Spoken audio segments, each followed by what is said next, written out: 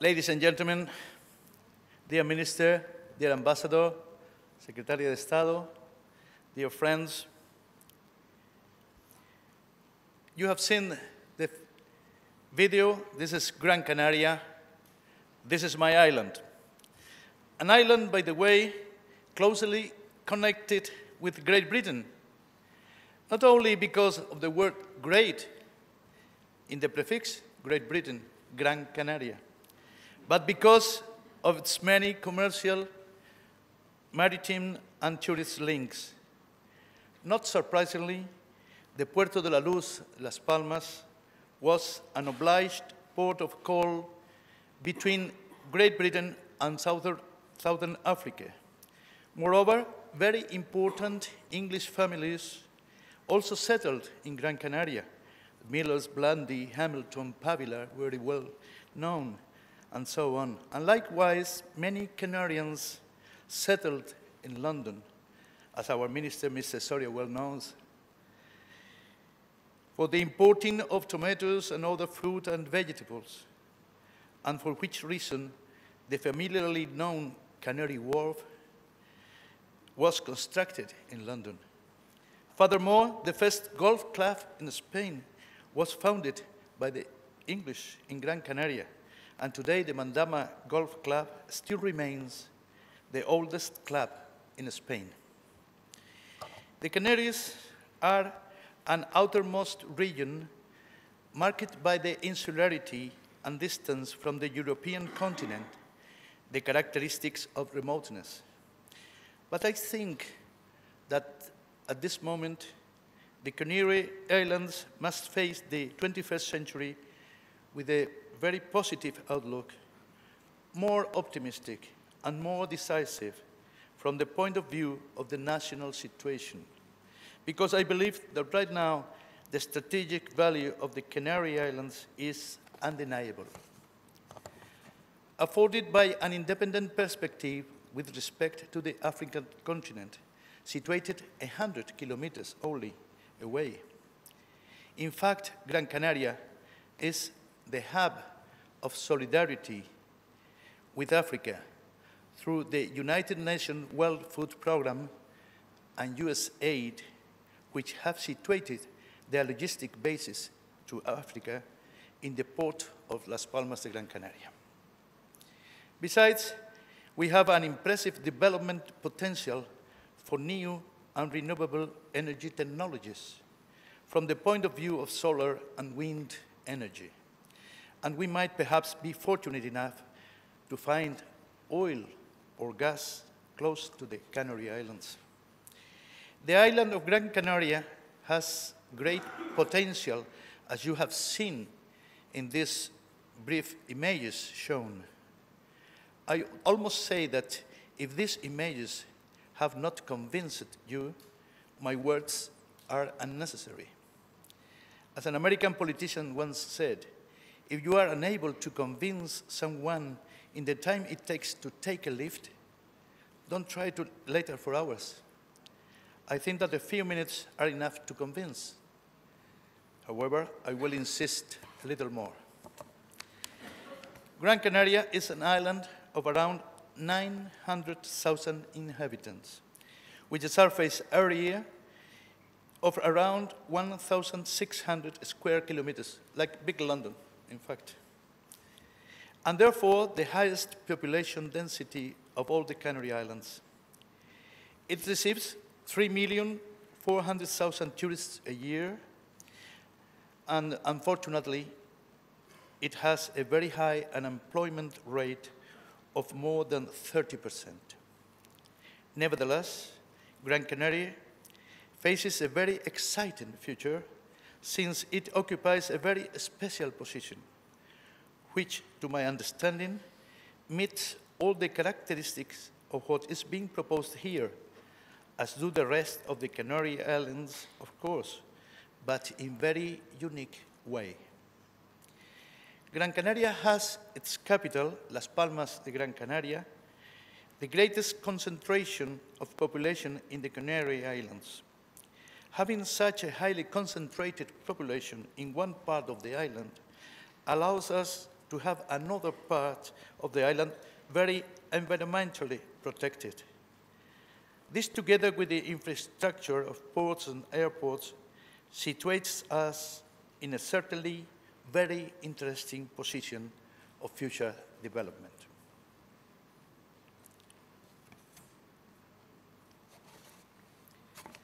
Gran Canaria is a safe territory, as are the Canaries as a whole. But in Gran Canaria, the military, naval, and air force bases are located. Perhaps the most important, strategically speaking, in Spain at the moment, due to the strategic situation with respect to Africa and forming part of the military structure of NATO. Infrastructures. These islands have a great airport and a great port. Last year, the airport handled more than 10 million passengers in around 100,000 operations.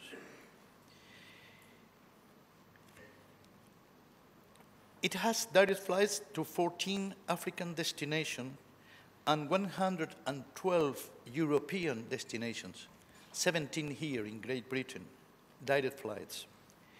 This summer, for example, the increase in available air seats to Gran Canaria reached more than 2 million places.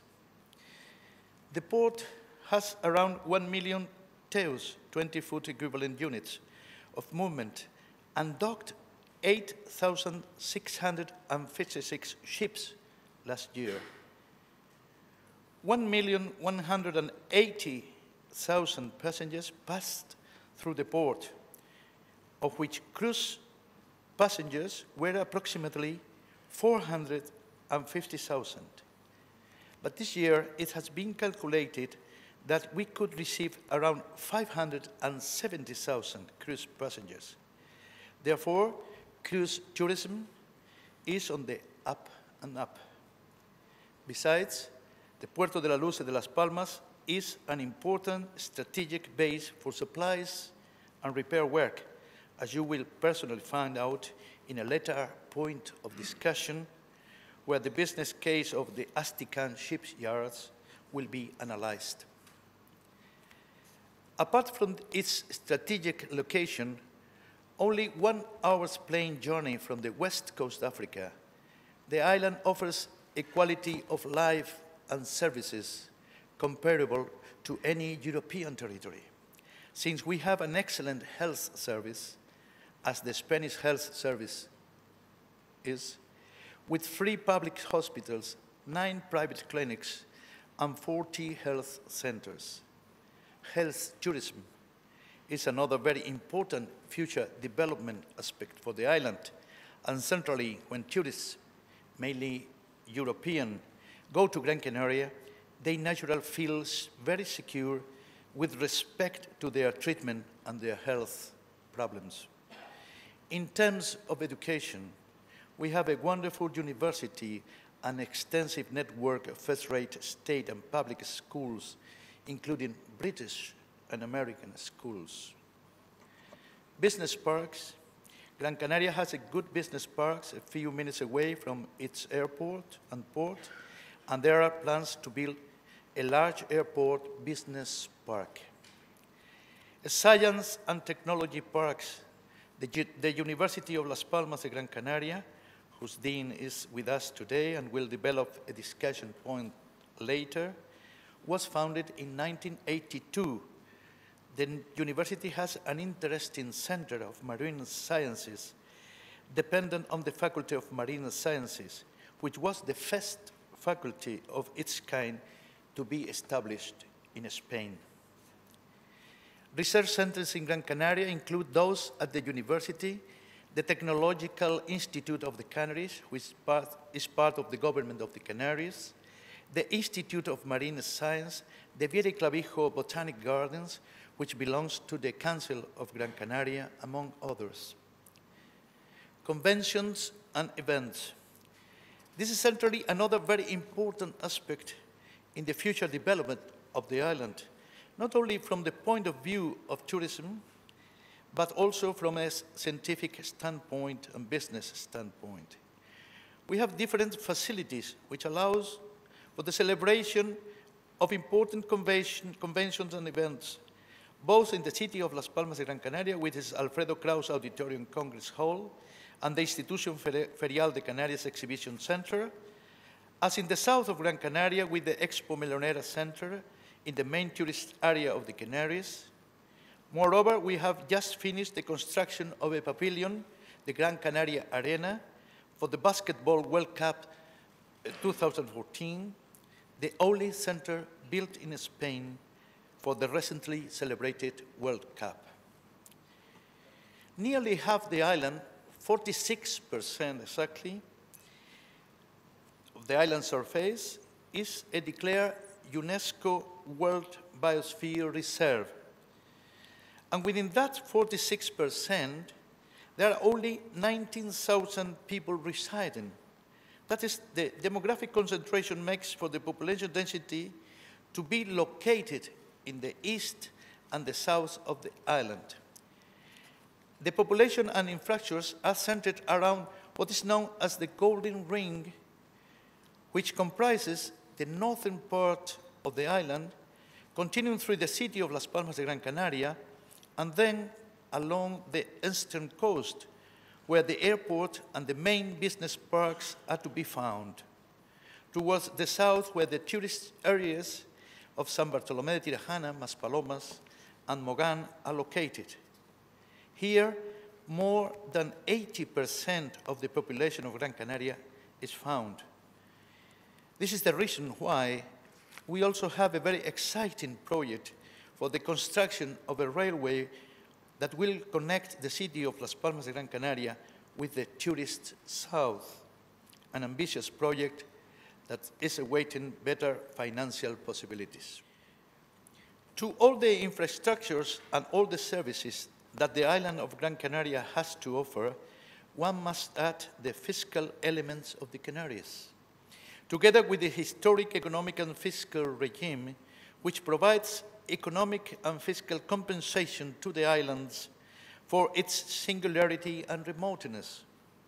There are the tax-free areas Canarian Special Zone and the Gran Canaria Tax-Free Zone. Those zones have different characteristics and are very important for the Canarian archipelago in the promotion of business activity. And right now, we are trying to improve and extend their limits, as this will be consented not only by the Spanish government, but also by Brussels. The essential characteristic of those zones is that the payment of corporate tax is 4%, compared to the usual rate in Spain of 30%. Another advantage of the Canarian economical and fiscal regime is that we are a territory with a special reduced VAT of 7%, compared to the general rate in Spain of 21%. And finally, to end this speech, I want to say that it's true that the possibilities of being a platform, of being a connecting point with the rest of the world, ultimately with Africa, but also with America, has not yet developed to its full extent. Sooner or later, it will happen. However, there are already clear success stories, such as the previously mentioned establishment of the humanitarian hub, where the logistic basis of the World Food Programme, the International Red Cross, and the International Half Crescent, as well as the American USAID program. Another success story is the establishment in the Canaries, specifically in Gran Canaria, of the mining company Kinross, a multinational which is carrying out mining operations in Mauritania and Ghana. A further success story is that of Gamesa, which has established an offshore wind turbine, one of the biggest in the world. Also, along the lines of taking advantage of wind and weather conditions, Plocan, which is a center that provides infrastructures for the development of scientific and technological research related to sea energy and has established itself here. An important success story, which I have already mentioned, and one which we will later examine, is that of the Astican shipyards. And finally, as an assumption of success, I have to point out that the S3 from Swiss Space Systems have installed itself in Gran Canaria. From the Council of Gran Canaria, the government of the island, we would be more than delighted to offer whatever information and maximum facilities you may need for your investment if you decide to do business in Africa from a place which offers the greatest guarantee of success and, as you have heard, with the best climate in the world, averaging 22 degrees centigrade, 72 Fahrenheit. Thank you to everybody for coming. Thanks to Financial Times for organizing this event and the excellent collaboration for this act of the University of Las Palmas de Gran Canaria, Casa África, Red Eléctrica Española, and Astican. Thank you very much.